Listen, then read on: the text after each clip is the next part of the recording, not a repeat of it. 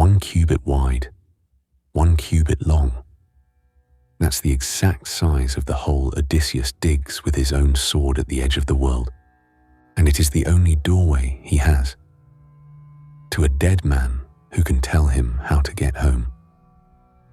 He fills it with honey, milk, wine, and water, cuts the throats of 2 black sheep over it, and then does something stranger still.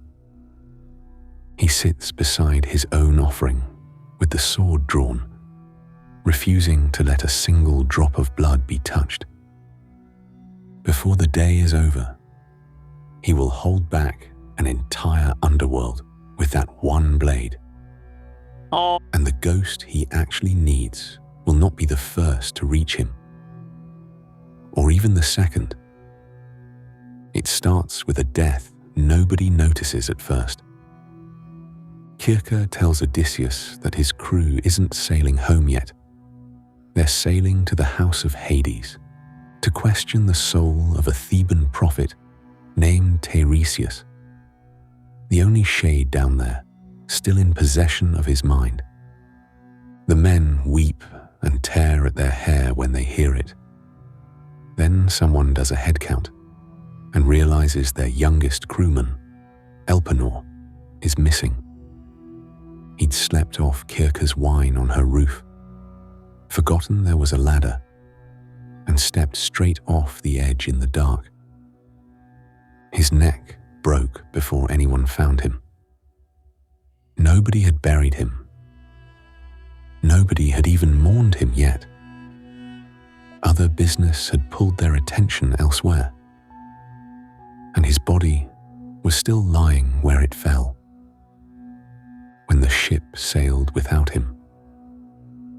Kirke sends a following wind, and it carries them a full day and night to the edge of ocean, where the Cimmerians live in permanent mist, a people the sun never once looks at, rising or setting. Odysseus beaches the ship there and walks the last stretch on foot with 2 sacrificial sheep to the exact spot Kirke described. He isn't going down to fight anything, and he isn't going to look around.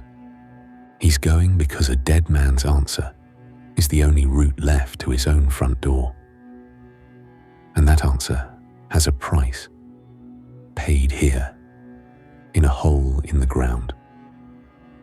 The digging itself is precise, a cubit each way, cut with the sword he's still wearing. Around it, he pours the libations in order. Honey and milk first, then sweet wine, then water sprinkled with white barley. He promises the ghosts a heifer and a bonfire of treasure once he's home, and vows a black ram to Teiresias alone, the best animal in his flock. Then he cuts the sheep's throats over the pit, and the dark blood runs into the earth. What answers is not one voice, but a flood. The dead come up out of the deep by the thousands. Brides, old men, girls who died before they'd loved anyone, soldiers still wearing the wounds and the bloodied armor that killed them, pressing toward the pit in a crowd loud enough that fear goes cold through him. So he does the only thing that keeps the ritual from being overrun before it can work. He draws his sword and stands over the blood, and lets no shade drink from it until the one he came for has had his turn. The first to reach him needs no permission at all. It's Elpenor, his body still unburned back at Kirke's house, his soul somehow already down more, ahead of the ship that's meant to carry it. He doesn't need the blood to speak. The newly unmourned dead don't need it the way the old dead do. Odysseus, startled, asks how he beat a ship there on foot. Elpenor doesn't ask for revenge or grief or any of it, just logistics. "Burn me in the armor I owned," he says. "Heap a mound on the shore where the men can see it from the water. And on top of it, plant the ore I pulled while I was alive." Odysseus promises it, exactly as asked. Then he sees his own mother in the crowd. And here the story turns. Anticlea is dead. He didn't know it until this moment. And every instinct in him wants to let her through to the blood. Right now. He doesn't. He holds the sword steady and makes her wait with everyone else, weeping because the entire ritual he's built depends on Teiresias drinking first. And Teiresias finally comes, golden staff in hand, drinks the blood and speaks. But not the sentence Odysseus has been braced for. He doesn't hand over a sea route. He tells Odysseus that after he reaches Ithaca and deals with the men eating him out of house and home, the journey isn't over. He must shoulder an oar and walk inland, away from any coast, until he meets a people who've never salted their food, never seen a red-prowed ship, and mistake the oar on his shoulder for a farm tool used for winnowing grain. There, he's to plant the oar in the earth and sacrifice a ram, a bull, and a boar to Poseidon. Only after that does death come for him. Gently, from the sea, in a comfortable old age, among a prosperous people. The answer to how to get home turns out to be an answer about how far he'll have to walk once he's already there. Only now does Odysseus let his mother through. And this is where the day's real cost lands. He reaches for her 3 times, certain each time that he's finally holding her. And 3 times his arms close on nothing, the shape of her slipping through his hands like smoke, like a dream shaking itself loose from sleep. She tells him why, gently, the way a mother corrects a child. It isn't a trick of Persephone's. It's simply what happens to everyone. Once the fire has taken the body, no sinew holds the flesh to the bone any longer. And the soul goes the way smoke goes, without weight, without hold.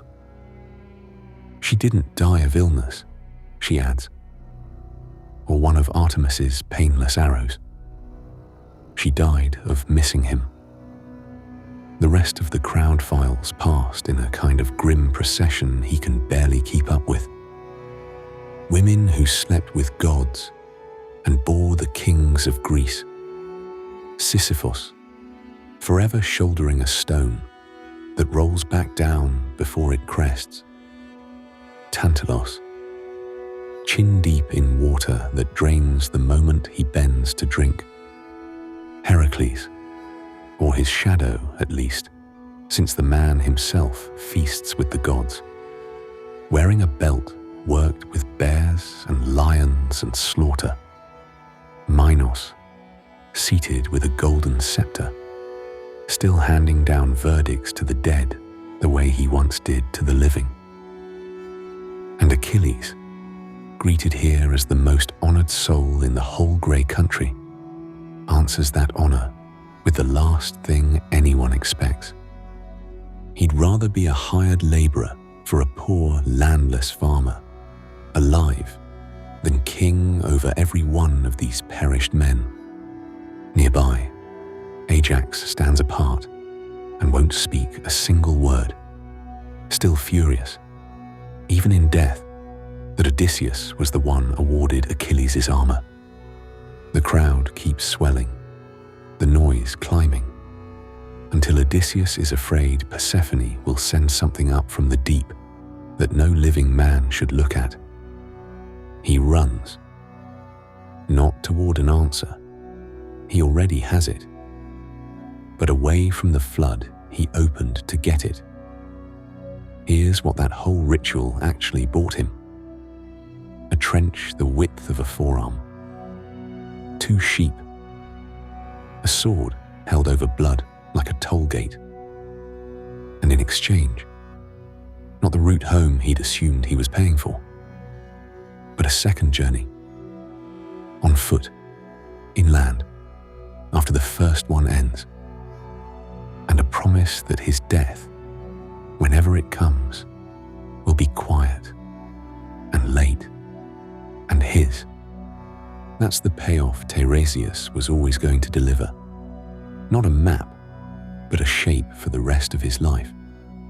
But the sentence that actually recontextualizes the whole underworld isn't the prophet's, it's his mother's.